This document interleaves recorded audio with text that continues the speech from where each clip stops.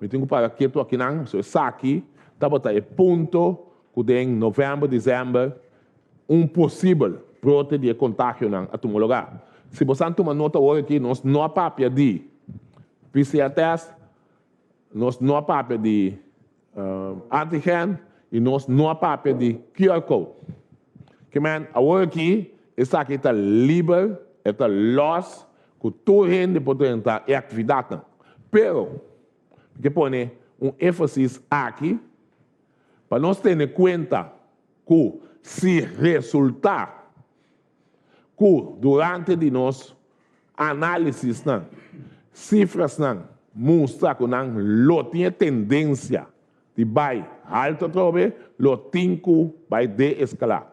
Que man, para aqui rato, nós não tínhamos discussão que nós tínhamos ano passado, tocante de momento que temos que tomar medida, para sombra ou outro variante, hasi, entrada no nosso país, caminha, nós temos que tomar medida, então, biahe medida está encerrar, que nós tomamos medida sempre de parte de aglomeração. Então, é parte de aglomeração, a massa evento, essa aqui, está existindo a possibilidade, que no momento que há boa atividade, somos bem passar, nós há exceção, mas no momento que há boa atividade, por tinha ter em conta que a possibilidade está existir, que lo tenho que tomar medida na abrupto, que para nós não há a discussão aí, a maneira nós aí bem passar.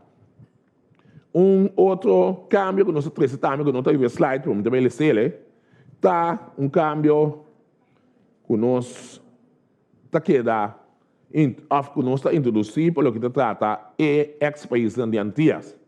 Para a luna 21 de fevereiro esse beleid está entrando na vigor. País de ex-Antillas, nós chamamos CAS, banda e BES, outra banda, aqui nós não mester de teste, nem PCR, nem antigen.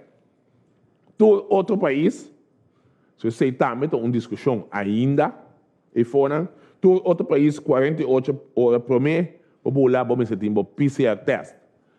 Aqui também nós cancelar a parte de antigen depois de 3 dias.